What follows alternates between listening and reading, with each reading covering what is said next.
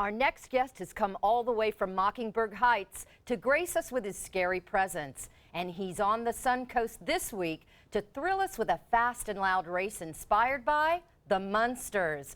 Please welcome Eddie Munster himself, Butch Patrick. Thank you very much. Thanks for being Thank here. Oh, please. Yeah. We've got a star among us. Tell us, Butch, why you're here on the Suncoast, and does it have anything to do with the history of the Munsters? Well, actually, it does. Being Eddie Munster has been a good thing. 52 years ago, we were on the air, and George Barris created the first hot rods on television. And I began my love affair with cars. And this weekend, they're having a drag race called the U.S. Nationals at the Bradenton Motorsports Park, at which I'll be out there the weekend. But I brought my Munster tribute cars to do a recreation of the race, which you're looking at right now. Wow. So we have a wonderful time with the people, and they all seem to enjoy the There's Munsters. Grandpa. Especially, There's Grandpa. well, especially people who are into racing really love the Munsters. Yeah.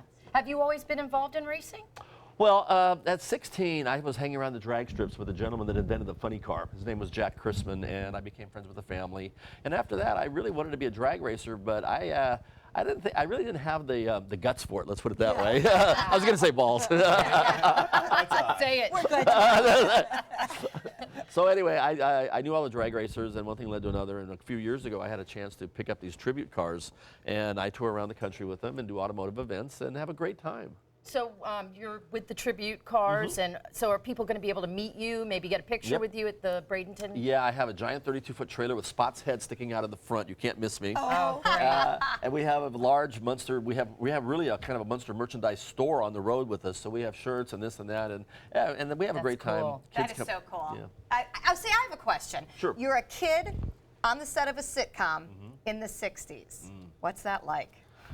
Well, you know, when I just completed a book called Munster Memories, and they asked me at the end of it, well, what's your memory of the Munsters? And I go, well, my best memory isn't really being on the Munsters. It was being at Universal Studios. When I wasn't working, I had this incredible place to explore. Right? Great playground. Exactly. Yeah. So in 2 years, I got to meet some of the greatest stars and visit, you know, I was really good friends with Ernest Borgnine and Tim Conway at the Lagoon for my McHale's gosh, Navy. Tim But that was the Conway. key for me, was being at the studio. Yeah. I mean, what a must have been cool great. childhood. That's a really neat thing. Were you close to the other people in the show? Yeah, we were very tight knit. It was fun because my mom was living on the East Coast, so Yvonne DiCarlo had two sons about my age, as did Pat Priest, who played Marilyn, and Al had he was a PhD in child psychology, and Fred Gwynn actually illustrated children's books. Wow. But the show was done by Leave It to Beaver producers, so the crew was even kid friendly. So it was only 2 seasons? 2 seasons, 70 episodes. Wow, it just seems like it went on yeah. forever. We know words from it. We know everything about it. It's probably the most famous address on television. You know, 1313 Mockingbird Lane. So I wonder, what was it about the show that made it stick in everyone's minds when it really didn't have a huge run? Well, on paper, it would look like a loser, you know, monsters living next door. But the fact that Fred Gwynn, when he became Herman Munster, he was never Frankenstein. He was a very lovable man. He kept the job. He gave Eddie insights into what it was like to be a good character. We sat down at dinner every night. So there was family values done with the Universal Studios monster angle, which was the best sets, the best design, the best music, and we really had a quality show across the board. That we just happened to be in makeup with good acting. Great actors. You had a seasoned cast coming on. I mean, it wasn't Yvonne these... DiCarlo. Yes. Wow. She was like a major movie star who dropped into television long before it was cool. Right. Yeah. Tell us more about the book you wrote.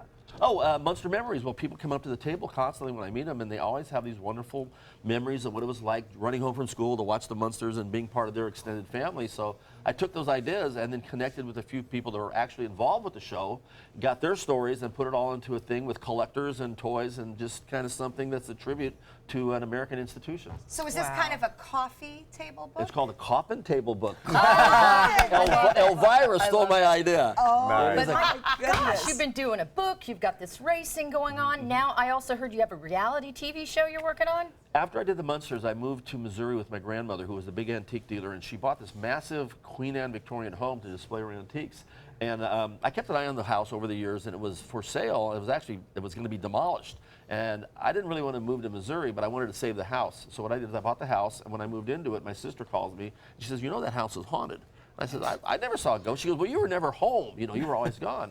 So anyway, the house is haunted, and from that idea, I met with Kevin Harrington from Shark Tank, and his production company, John Gunn's Entertainment, is producing a show called Property Horrors. And the idea of the show is we meet other people who have purchased properties that didn't know they were haunted, and then how to cohabitate with your ghostly tenant. Because you can have a good relationship with monsters. You can have a good relationship, and it's definitely haunted. It's an interesting situation, but we're looking forward to traveling around the country and entertaining other people with haunted issues. I would think the haunter would be very interested in you because, after all, she probably watched the show. Yeah, her name is Miss Ruby. She was love that, Miss Thomas Ruby. Wardell's daughter, and she married a gentleman named Ruby, so she's the resident ghost. She actually went to Hollywood and died in Hollywood in 1947. And she was buried, that was before She was you. buried back in Missouri, but she produced the first Tarzan movie.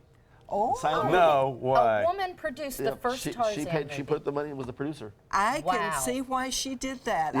I like Tarzan. You love your men. A muscle guy in a And Eddie loincloth.